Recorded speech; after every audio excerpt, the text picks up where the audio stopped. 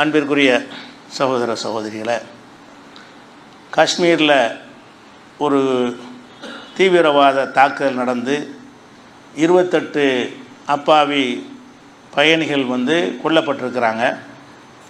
இது நாட்டையே உலுக்கி இருக்கக்கூடிய ஒரு பயங்கரமான ஒரு செயல். சண்டை வரும்போது சாக்கிறது, அது கலவரத்தில் அது மாதிரி இது எடுத்துக்கொள்ள இயலாது. அவங்களுக்கும் இந்த காஷ்மீர் மக்களுக்கும் எந்த கொடுக்கல் வாங்கல் கிடையாது. சுற்றி பார்க்க போனவங்க, சுற்றுலாவுக்கு போனவங்களும் என்ன செய்கிறாங்கன்னா, தீவிரவாதிகள் நுழைஞ்சு என்ன செய்கிறாங்கன்னா சுட்டு கொண்டுட்டாங்க. இந்த சுட்டு கொன்ற பிறகு இதுக்கு என்ன செய்கிறாங்கன்னா, இந்திய அரசாங்கத்திலேருந்து அவர் சவுதியில் இருக்கிறார் பிரதமர், உடனே பயணத்தை கேன்சல் பண்ணிட்டு இதை உடனே நான் பாதுகாப்பு போகிறேன்னு வர்றார். இவ்வளோ என்ன நடவடிக்கை எடுக்கிறேன்னு சொன்னால், இந்த தீவிரவாத தாக்குதலுக்கு பாகிஸ்தான் தான் காரணம். பாகிஸ்தான் மேலே நாங்கள் தண்ணியெல்லாம் அங்கேருந்தான் தண்ணி 80% தண்ணி இங்கேருந்து தான் போகுது, அந்த நதிகள் வழியாக உள்ள தண்ணீரெல்லாம் நிறுத்து அப்படின்னு தண்ணியை நிறுத்துறேங்கிறாங்க. பாகிஸ்தான்காரன் பல வேலைகளுக்கு வந்திருப்பான்ல, 48 மணி நேரத்தில் எல்லாம் போயிடணும். ஆஸ்பத்திரிக்கு எந்த வேலைக்கு வந்திருந்தாலும் சரி, பாகிஸ்தான்லேருந்து படிக்க வந்த மாணவர்கள், பாகிஸ்தான்லேருந்து சிகிச்சைக்கு வந்தவங்க எல்லாருமே 48 மணி நேரத்துக்குள்ளே வெளியேற்ற வேண்டும் என்று உத்தரவு போட்டு அந்த வெறுப்ப நடவடிக்கைங்கிறத காட்டுறாங்களாம். அந்த மாதிரி செஞ்சதுக்காக வேண்டி நாங்கள் நடவடிக்கை எடுக்கிறோம், சொல்லப்போனால் பாகிஸ்தான் மேலே போர் கூட தொடுப்போம் அப்படிங்கிற அளவுக்கு ஒரு கடுமையான எச்சரிக்கையெல்லாம் பிரதமரும் உள்துறை அமைச்சர் எல்லாருமே சேர்ந்து விடுறாங்க. இதில் நம்ம அறிந்து கொள்கிற ஒரு விஷயம் இருக்குது. என்னென்னு கேட்டால், பாகிஸ்தான் இதை செஞ்சிருந்தான்னு வைங்க, செஞ்சால் அவன் முஸ்லீம்களுக்கு நம்ம ஆதரிக்க போகிறோமா? பாகிஸ்தான் செஞ்சான்ட்டு அவனை என்ன வேணாலும் செய்யலாம் பதிலடி. பாகிஸ்தானுடைய அரசாங்கமே இந்த வேலையை செஞ்சுருக்குமே, ஆனால் அதுக்கு எதிராக போர் தொடுப்பதையோ நடவடிக்கை எடுப்பதையோ இந்திய குடிமக்கள் யாரும் எதிர்க்க மாட்டாங்க. எந்த கட்சியை சேர்ந்த எந்த மதத்தை சேர்ந்தவங்களாக இருந்தாலும் சரி, அப்பாவிகள் அங்கேருந்து வந்தவன் கொலை பண்ணி இருந்தான்னு சொன்னால் அது அரசாங்கமே அதனை தூண்டுதலாக இருக்கும் என்று சொன்னால் அதை அதுக்கு எதிராக எந்த நடவடிக்கை எடுத்தாலும் தப்புன்னு யாருமே சொல்ல மாட்டாங்க. நடவடிக்கை எடுக்கலாம், சரி. ஆனால் அதில் நடவடிக்கை எடுக்கிறதுக்கு முன்னாடி யார் மீது முதல் நடவடிக்கை எடுக்கணும்? பாகிஸ்தான் என்பது, ஜம்மு காஷ்மீர் என்பது அது ஹை செக்யூரிட்டியோட இராணுவத்தினரோடு இருக்கக்கூடிய ஒரு பகுதி. எங்கே பார்த்தாலும் இராணுவம் தான் நிற்கும். மக்கள் எண்ணிக்கை அளவுக்கு இராணுவத்தை குவித்து வைத்திருக்கக்கூடிய ஒரு பகுதி. அந்த பகுதியில் எப்போ பார்த்தாலும் எந்த இடத்துக்கு போனாலும் இராணுவம் இருக்கும். அதில் சுற்றுலா பயணிகள் நடமாடுற இடம் இருக்குல்ல, அங்கே அதிக இராணுவம் இருப்பாங்க. மக்களே இல்லாத காடு செடின்னா இராணுவத்தை நிப்பாட்ட மாட்டாங்க. மக்கள் வரப்போ இருக்கிற இடமா இருந்தால் என்ன செய்யும், அங்கே போனால் 10, இங்கே போனால் 10, இங்கே போனால் 10ன்னு இராணுவமாக தான் நிற்கும். அப்படியான ஒரு இடத்துல பாகிஸ்தான்லேருந்து அவன் இதை தாக்கிட்டு போயிட்டான் என்று சொன்னால், அப்போ அந்த தாக்கக்கூடிய நேரத்தில் ஒரு இராணுவம் இல்லை. அப்போ அரசாங்கம் என்ன செய்யணும், இதுக்கெல்லாம் மக்கள் அவங்களோட பதிலை கேட்கணும். ஆட்சியில் இருப்பவர்கள்ட்ட அந்த சொல்லி வச்ச மாதிரி அந்த தாக்குதல் நடத்துகிற அந்த நேரத்தில் ஒரு இராணுவமும் ஏன் இல்லை. அங்கே இராணுவம் அந்த கூலிக்கு குதிரையில் ஏற்றிக்கிட்டு போவாங்க இல்லையா டூரிஸ்ட்டுகளை, அப்படி ஒருத்தன் தான் ஃபைட் பண்ணி அந்த மக்களை காப்பாற்றி செத்துருக்கானே தவிர ஒரு இராணுவம் அவங்களுக்கு பாதுகாப்பாக நிற்கவே இல்லை. பிறகு பாடி அல்றதுக்கு கொண்டே இராணுவம் வந்திருப்பாங்க.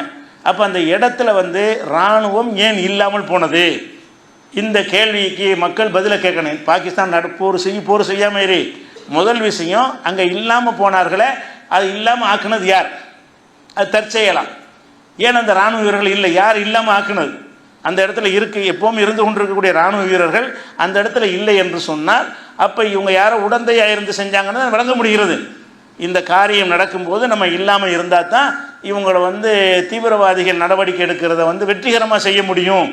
இந்த கேள்விக்கு பிரதமர் பதில் சொல்லணும், உள்துறை அமைச்சர் பதில் சொல்லி ஆகணும். அது மாத்திரம் இல்லாமல் இவன் பாகிஸ்தான்லேருந்து வந்துட்டாங்கிறீல்ல, பாகிஸ்தான் இங்கேருந்து 50 கிலோமீட்டர் எல்லையில் இருக்குது. சம்பவம் நடந்ததில் இருந்து பாகிஸ்தான் எங்கே இருக்குன்னு கேட்டால், அந்த காஷ்மீர் வாங்கல, ஆசாத் காஷ்மீர், அது இங்கேருந்து ஒரு 50 கிலோமீட்டருக்கு தான் பாகிஸ்தானுடைய பார்டர் வருது. 50 கிலோமீட்டருக்கு அங்கே இருந்தேன், 50 கிலோமீட்டரை கடந்து பயங்கர இராணுவ உடைய போட்டுக்கிட்டு பயங்கரமான துப்பாக்கிகளை கையில் எடுத்துக்கிட்டு இவ்வளவு தூரம் வந்திருக்கிறான்னு சொன்னால் அப்படி தானே அர்த்தம். பாகிஸ்தான்காரன் செஞ்சிட்டான்னு சொன்னால் ஆகாயத்திலேருந்து குதிக்க மாட்டான்னு இப்படி தானே வந்திருப்பான்.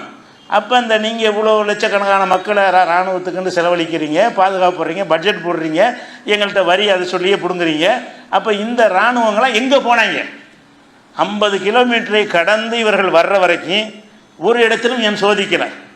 ஏன் அவர்களே கண்டுபிடிக்க முடியல? பாகிஸ்தான்காரன் தானே வந்துட்டாங்கிறீங்க, பாகிஸ்தான்காரன் வந்தால் அடிங்க என்ன வேணாலும் செய்யுங்க, இந்தியர்கள் என்ற முறை நாங்கள் முதல்ல ஆதரிக்கிறவர்களாக நாங்கள் இருப்போம். ஆனால் பாகிஸ்தான்காரன் வந்தான்னு சொல்கிறீங்க, எப்படி வந்தான்? அப்போ இவ்வளோ வேணால் வந்தான்னா இந்த 50 கிலோமீட்டர் வரைக்கும் உள்ள அந்த இராணுவ அதிகாரிகள் யார்? அதன் பொறுப்பாளர்கள் யார்? அவர்களே இவன் வரும்போது கண்காணிக்க தவறினார்கள், ஏன் தடுக்க தவறினார்கள்? அந்த பாதை என்னது? அதுவும் செக்யூரிட்டியான ஒரு பாதுகாப்பான ஒரு மாநிலம் அது. மற்ற தமிழ்நாடு மாதிரி அப்படின்லாம் சொல்ல முடியாது. எல்லா நேரத்தையும் கண்குத்தி பாம்பாக இருக்க வேண்டிய இராணுவத்தினர் யாருமே அந்த இடத்தில் இல்லாமல் இருந்தால் தான் அங்கேருந்து வந்திருப்பான். அப்போ இவன் பாகிஸ்தான்லேருந்து வந்தான்னு நீங்கள் சொல்வீர்களே, ஆனால் பாகிஸ்தான்லேருந்து 50 கிலோமீட்டர் வர்ற வரைக்கும் நீங்கள் என்ன செஞ்சுக்கிட்டு இருந்தீங்க? அப்போ இதை செய்யலைன்னா யாருமே நடவடிக்கை முதல் எடுக்கணும். இதுக்கு யார் பொறுப்பேற்றிருக்கிறாரோ பிரதமரும் அமித்ஷாவும் தானே பதவி விலகணும். உனக்கு எங்கள் மக்களை காப்பாற்ற துப்பு இல்லை. எங்கள் மக்களை பாகிஸ்தான்லேருந்து 50 கிலோமீட்டர் தாண்டி உலகத்திலேயே வல்லரசா, உலகத்திலே பெரிய நாடு நம்ம நாடு தான் மக்கள் தொகையில். சைனாவெல்லாம் பின்னுக்கு தள்ளிட்டோம்.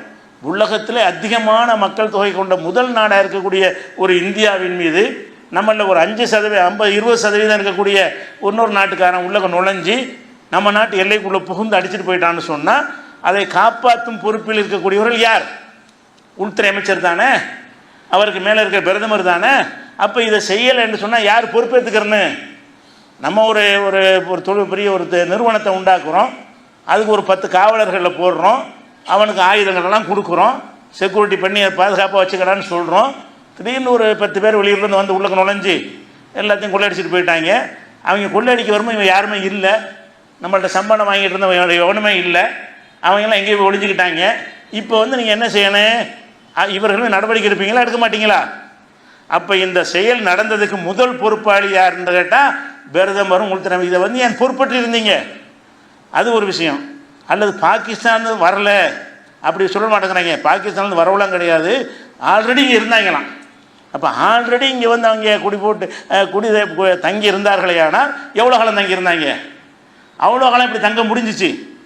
பாகிஸ்தான்லேருந்து இந்த தாக்குவதற்காக வரலையாம், முன்னாடியே இருந்தாங்களாம். அது பாகிஸ்தான்லேருந்து முன்னாடியே அங்கங்கே இடத்த பிடிச்சி இருந்தாங்கன்னா அவங்கங்கே இடத்த பிடிச்சி இருக்கும்போது என்ன செஞ்சிட்டு இருந்த? உன்னுடைய உளவுத்துறை என்ன செஞ்சிச்சு? உன்னுடைய இராணுவம் என்ன செஞ்சு? பல நாட்களாக தங்கி இருந்தானே அந்த உன்னால் கண்டுபிடிக்க முடியல.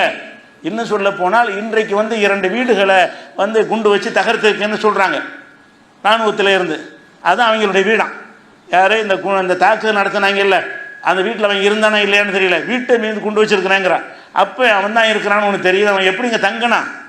அப்போ பாகிஸ்தான்லேருந்து நேற்று தான் வந்தான்னு சொன்னாலும் நீ ஒரு கையாளாக அரசாங்கம் பண்ணுற. முன்னாடியே வந்துட்டான்னு சொன்னால் ஒரு மாதமோ 2 மாதமோ 6 மாதமோ முன்னாடி அவன் வந்து விட்டான் என்று சொன்னால் இவ்வளவு காலம் நம்ம நாட்டில் வெளிநாட்டுக்காரன் உள்ள நுழைஞ்சு சைத்திட்டம் தீட்டி கொண்டு சுதந்திரமாக நடமாட முடியும் என்று சொன்னால் நீங்கள் நாட்டை பாதுகாக்கிறார்களா? எப்படி பாதுகாப்பீங்க? எங்கள் மக்கள் அப்பாவி மக்களை பலி கொடுத்துட்டீங்களே.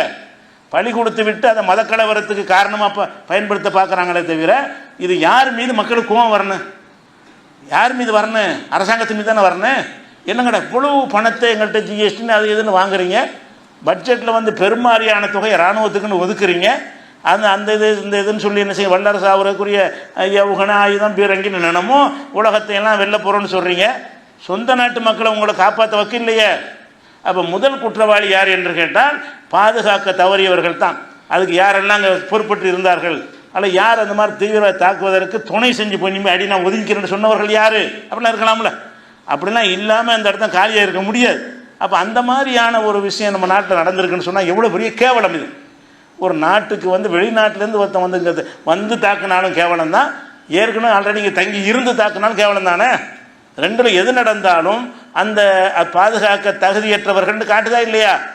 அப்போ இதை வெகுஜன மக்கள் இதை கேட்க மாட்டேங்கிறாங்க. டிவியில் உட்காந்து என்ன செய்கிறாங்க, பாகிஸ்தானை எப்படி தாக்குவது, போர் நடக்குமா நடக்காதா, அதெல்லாம் ரெண்டாவது பண்ணுற. முதல்ல இவங்களுக்கு நடவடிக்கை எடு. நீ முதல் குற்றவாளி இவங்க தான். அவன் செஞ்சிருந்தான்னு சொன்னால் அதுக்குரிய ஆதாரத்தை காட்டி ஐநா சபையில் சொல்லிட்டு தானே தாக்கணும். இன்னென்ன ஆதாரங்கள் இருக்குது, நாங்கள் தாக்க போகிறோம் அப்படின்னு சொல்லிட்டு தான் தாக்கணும். அது ஐநா சபையில் சொல்லிட்டு தாக்கும்போது வரட்டும் பார்ப்போம். இங்கே உட்காந்து விவாதம் பண்ணிகிட்டு இருக்கிறாங்க. டிவியில் உட்காந்துட்டு என்ன செய்கிறான், இந்த போரை பற்றியும் தண்ணி நிப்பாட்டேற்ற பண்ணி பயங்கர பதிலடி கொடுக்க போகிறோம். பதிலடி கொடுக்குற உனக்கு பதிலடி மக்கள் கொடுக்க வேண்டியிருக்க, நீ என்ன கொடுக்குற? ஒரு பதிலடி கொடுப்பாரான், நினைத்து பார்க்க முடியாத ஒரு பதிலடியை கொடுப்போம்னு சொல்லி பிரதமர் பண்ணுறாரு. அதை விட கொடுமை என்ன தெரியுமா? அவர் சவுதியில் பயணத்தை ரத்து பண்ணிட்டு இதுக்காகத்தானே வர்றாரு. வந்தவர் காஷ்மீருக்கு போகலை. காயம்பட்டவங்களை பார்க்கல. பீகாரில் தேர்தல் பிரச்சாரம் பண்ணிட்டு இருக்காரு. போய் அங்கேருந்து அவசர அவசரமாக புறப்பட்டு வந்து நேராக எங்கே போகிறாருன்னா பீகாருக்கு போகிறார். நிதிஷ்குமார் அவர் மேடையில் உட்காந்துக்கிட்டு பிரச்சாரம் பண்ணுறாங்க. 2 பேரும் சிரிச்சுக்கிட்டு. எப்போ இவ்வளோ கொடுமைகள் நடந்திருக்கு, இதுக்குன்னு தான் வர்றாரு கேன்சல் பண்ணிவிட்டு. அப்போ பிறகு கேன்சல் பண்ணி விட்டு நீ சவுதியுடைய சந்திப்பை கேன்சல் பண்ணிட்டு இந்த நாட்டுக்கு நீ வர்ற, வந்தோன்னு என்ன செய்யணும்? உனக்கு நிஜமான அக்கறை இருந்தால் நீ தான் அது குற்றவாளி, நீ தான் அந்த பொறுப்பட்டு நடந்து விட்டாய், உன்னால தான் இந்த கையாளாக தனத்தினால தான் நடந்திருக்குது என்பதை நீ உணர்ந்தாயானால் நேரம் அந்த இடத்துக்கு போய் என்ன நடந்துச்சுன்னு பார்வையிடணும். அந்த இப்போ நோயற்றவர்களை காயப்பட்டவர்களை பார்க்கணும். அது மாத்திரம் இல்லாமல் ஒவ்வொருவருக்கும் நான் 1 கோடி ரூபா நஷ்டஈடு தர்றேன்னு அறிவிக்கணும். இதில் வந்து யாரெல்லாம் இங்கே உடந்தையாக இருந்தார்களோ அவர்களை விடமாட்டேன்னு அப்படியாவது சொல்லணும். இங்கே எமைய ஒத்துழைப்பு செஞ்சாலும் கண்டுக்கிற மாட்டானாம். பாகிஸ்தானுக்கு நான் பதிலடி கொடுப்பேன், நீ நல்லா கொடுப்பா, முதல்ல இவங்களுக்கு எப்போ கொடுக்குறது, யார் கொடுக்குறது? அப்போ ஒரு இந்த மாதிரி ஒரு கையாளாகாத ஒரு கவர்மெண்ட் நம்ம பார்த்ததே கிடையாது. நாட்டு மக்களை காப்பாற்றுறதுக்குன்னு இராணுவத்தை வைத்துக்கொண்டு அதுக்கு வேண்டி பல கோடி பட்ஜெட்டுகளை போட்டுக்கொண்டு நாட்டு மக்களை வந்து சர்வசாதாரணமாக ஒரு சின்ன ஒரு கூட்டம் வந்து அட்ரஸ் இல்லாத ஒரு கூட்டம் வந்து சுட்டு தள்ளிட்டு போயிட்டான்னு சொன்னால் இது எப்படி நாங்கள் உங்கள் ஆட்சியில் பாதுகாப்பாக இருக்க முடியும்? இந்த கேள்வி மக்கள்கிட்ட வர்ற அளவுக்கு என்ன செய்யணும்? மெசேஜை கொண்டு போகணும். இவங்க திசை திருப்ப பார்க்குறாங்க. நீ போர் செய்கிறதா இருந்தாலும் செய்யி, அது பேச. இவனை இப்போ குற்றவாளி உனக்கு என்ன தண்டனை அதை பேசிட்டு 2வது பேசு. ஃபஸ்ட்டு பேச வேண்டிய என்னென்னு கேட்டால் அமித்ஷாவை ராஜினாமா விலக்கணும், பதவி விட்டு பிரதமரை மாற்றணும். பிஜேபி கட்சிக்காரன் நேர்முகஉள்ளவனாக இருந்தான்னு சொன்னால் இந்த மாதிரி கையாளாகாத பிரதமர் எங்களுக்கு தேவையில்லை. நாட்டு மக்களை காப்பாற்றுறதுக்கு எந்த பிளானும் பண்ண மாட்டீங்க, அதுக்கு எவனெல்லாம் ஒத்துழைப்பு செஞ்சால் அவனை நடவடிக்கை எடுக்க மாட்டீங்க, எவனையும் கேள்வி கேட்க மாட்டீங்க. வெளிநாட்டிலேருந்து வந்து பல நாட்கள் தங்கி இருப்பான், அதுக்கு யாரா துணண்டு கேட்க மாட்டீங்க, போய் பார்க்க கூட மாட்டீங்க. எங்கள் கோபம் தான் அவரை வேறு திருப்புற டைவெர்ட் பண்ண பார்க்குறாங்க. மக்களுடைய கோபத்தை எல்லாம் எங்கே டைவெர்ட் பண்ணுறான்? பாகிஸ்தானில் போதும்ல, பாகிஸ்தான் டைவெர்ட் பண்ணுறேன். அவங்க சொல்கிறேன் எங்களுக்கு சம்மந்தமே கிடையாது, ஆதாரத்தை வை, நாங்கள் தான் சம்மந்தம்னு ஆதாரத்தை காட்டுக்கிறாங்க. உண்மை என்னன்னு கேட்டால் எல்லா பெரிய பெரிய சக்திகள் என்ன செய்வாங்கன்னு கேட்டால் இந்த மாதிரி ஒரு குழு அவங்களும் உண்டாக்கி வச்சுருப்பாங்க. இப்போ ஐஎஸ்ஐஎஸ்ங்கிறது இருக்குல்ல, ஐஎஸ்ஐஎஸ்ன்னு சொல்லி இஸ்லாத்தின் பேரால் எவ்வளோ அநியாயம் பண்ணாங்க. அது யார்? 2 மாதத்துக்கு முன்னாடி ட்ரம்ப் உடைச்சி விட்டார். ஐஎஸ்ஐஎஸ்ங்கிறது நாங்கள் உண்டாக்குனது தான். ஒபாமாவுடைய காலத்தில் ஒபாமாவும் இஸ்ரேலுடைய பிரதமரும் சேர்ந்து தான் நாங்கள் தான் இஸ்லாத்தின் பேரால் சில வேலை செய்வதற்காக நாங்கள் தான் உண்டாக்கணுங்கிறார் ட்ரம்ப். ஐஎஸ்ஐஎஸ்ன்னு இஸ்லாத்தின் பெயரால் பேரை கெடுக்கிறதுக்காக செஞ்சாங்கள, அதை வந்து இப்போ உள்ள ட்ரம்ப் பகிரங்கமாக வாக்குமூலம் தர்றாரு, நாங்கள் தான் உண்டாக்கணும்னு. அந்த மாதிரி ஒவ்வொரு நாடு என்ன செய்வாங்கன்னு கேட்டால் இஸ்லாத்தின் பேரால் குழுக்குள்ள உண்டாக்கி வச்சுருப்பாங்க. அவங்க எப்படி ஐஎஸ்ஐ வச்சு செஞ்சானோ அந்த மாதிரி நீ எதாவது உண்டாக்கி வச்சுருக்கிறியா? இஸ்லாத்தின் பேரால் சில காசை கொடுத்து நாங்கள் செய்யும்போது குண்டை வையின்னு சொல்லி அந்த ட்ரம்ப் சொன்னார்ல, அந்த மாதிரி ஒரு செட்டிங் நம்ம நாட்டில் இருக்குதா?